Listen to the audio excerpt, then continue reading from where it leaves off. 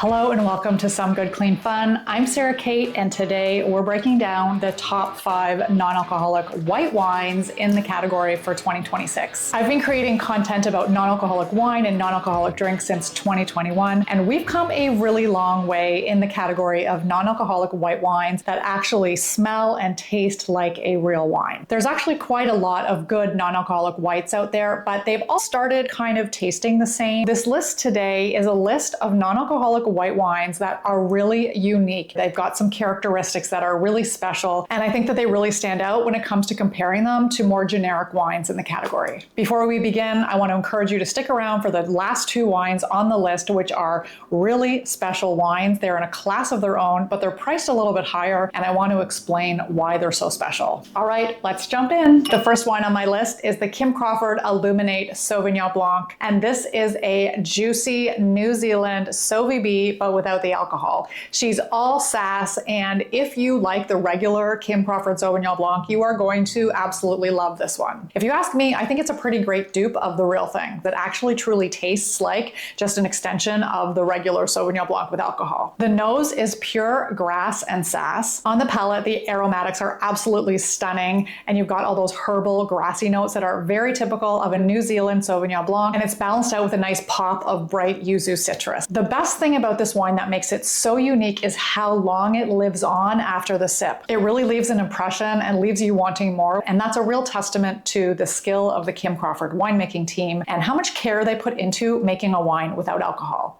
If you're looking for this near you, it's available at Total Wine across the US for about $14 a bottle, and in Canada at various provincial liquor stores. The next one on my list is the Kolonne Null Riesling, and even if you don't like Rieslings, you definitely need to try dealcoholized version because Rieslings actually dealcoholize really well. Riesling grapes are full of acidity, body, and complexity, and so once you remove the alcohol from the wine, they keep the flavor and the mouthfeel intact, more so than a lot of other wines. The Kolonne Null Riesling is no exception. It's produced in Germany from 100% Riesling grapes and dealcoholized using vacuum distillation. It's off-dry and has a fantastic minerality, which is very typical of Rieslings from Germany in the middle range or high-end range. It's got a nice puckery acidity and a hint of bright citrus, which just makes it such a delicious, balanced wine, along with the salinity and the minerality and a little bit of those petrol notes that are very typical of those high-end Rieslings. I think this would pair really well with shellfish or fresh salads with goat cheese or feta cheese because of the salinity. If you're looking for this bottle near you,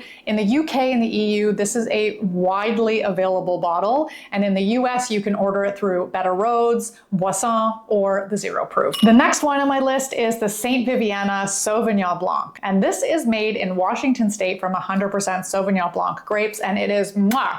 This is a holy grail non-alcoholic wine for me. It's on my best non-alcoholic white wines list because it is super low in sugar at only 2 grams per glass, but yet it's so full of flavor, and it's affordable at only $21 a bottle. If you were a child of the 90s, you will remember that green apple Jolly Rancher, and so on the nose, the St. Viviana Sauvignon Blanc has a little bit of that like Jolly Rancher aroma, which I thought was really unique. Definitely not a turnoff. I thought it was very interesting because it leaves your mouth watering in anticipation to taste it. In the glass, it has lovely aromatics with gooseberry, green apple, white stone fruit, and a little bit of yuzu. Lots of bright acidity. It's so delicious. It's got a really nice length too that kind of sticks around, similar to the Kim Crawford wine, and it's light without being thin. For a food pairing, I think it would pair so well with like fried chicken, garlic shrimp, a creamy risotto. It's got so much flavor that it will cut through the cream in that risotto. You could even have a salad with some goat cheese or feta cheese. I think that would be a really delicious match.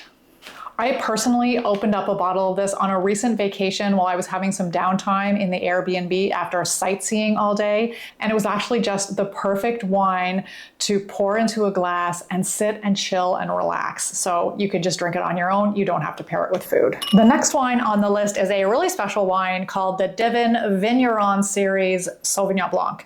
And this is not the typical Sauvignon Blanc that you would expect, but it is absolutely impeccably French. It's made in France by a company called Divin, who has their own vineyards and their own ecosystem for dealcoholizing their wines. It is probably one of the most unique non-alcoholic whites I've ever tasted, simply because it just diverges so far from what a typical Sauvignon Blanc would be without tasting like it's not a Sauvignon Blanc. I couldn't actually believe this was non-alcoholic just because there was so much structure and complexity, and there was some funk to it as well, which is also super rare to get that kind of funk in a non-alcoholic white. In Divin's own description, they describe that this comes from old vines, which gives it that very classic wine taste. It's very sophisticated and it doesn't have those herbal, grassy yuzu notes that are typical of a more warmer climate Sauvignon Blanc from New Zealand or Australia. Rather, it has a lot more savory characteristics. There's really unexpected notes of vanilla and white flower. It tastes a little bit like a wine I had a long time ago that used wild yeast and minimal intervention, just because of the complexity of the flavors. If you're interested in wines that don't taste like just a generic wine from the grocery store shelf and will pair really nicely with food, this is definitely the wine for you. I think this wine is really a class in how to make a non-alcoholic wine that reflects your terroir. Unfortunately, it's not available in the United States, but it is available in Canada and widely in Europe. We're now getting to the top 2 wines on the list, and I wanted to pause here and just provide a little bit of an explanation as to why these 2 wines are as good as they are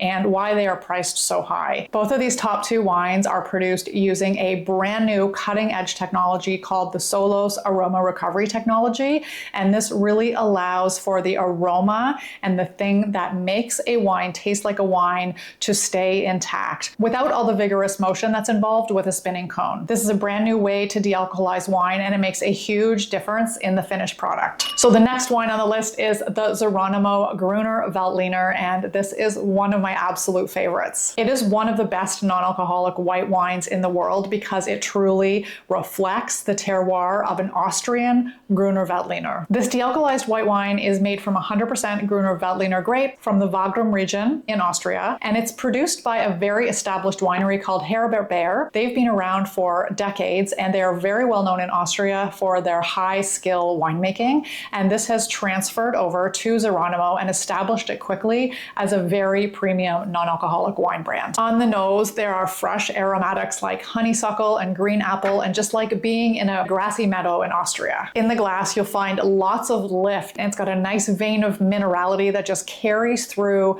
balanced out with a nice, soft, fruity finish, and a tiny hint of salinity, which is really spectacular. And with this wine, mouthfeel is particularly important because a white wine can be too thin when it's dealcoholized, but the weight of this wine is really excellent. This wine feels light without being thin. And that's really important because it means you can enjoy it with food. The Zeronimo Gruner Veltliner pairs really nicely with asparagus, hard cheeses, risotto, whitefish, shellfish, or just enjoy it on its own. It's available in the US, Canada, and the UK and Europe through ZeronimoWines.com.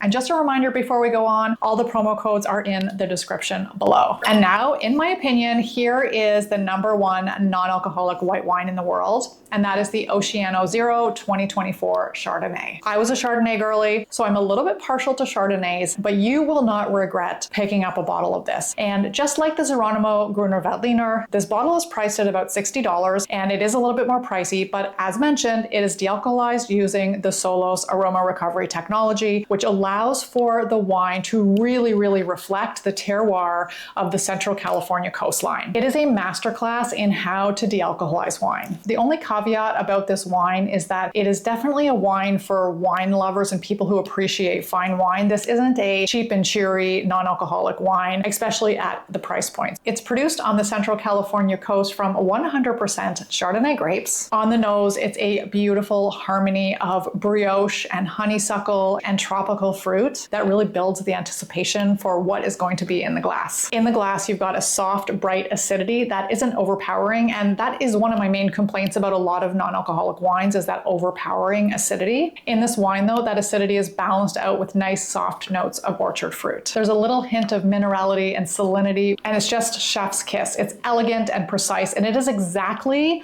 what a non-alcoholic Chardonnay should taste like. I think this would really pair well with herbed roasted chicken, salad with goat cheese, shellfish, or whitefish. I think this would actually be like a really great wine to pair with some really nice frites and maybe even a steak. I don't know. That's up to you. If you're looking for this near you, it is available now through the Zero Proof, and my promo code is below, which will save you a couple of dollars on this pricey bottle, but it is worth it. And there we have it. These are my top non-alcoholic white wines for 2026. And as always, I'd love to hear your feedback and whether you've tried some of these wines or not, and whether you liked them or you didn't. Just a reminder that we all have different taste buds, and what I like may be different than what you like, and that is okay. Comments welcome. Thank you so much for watching. Cheers from my dry bar to yours.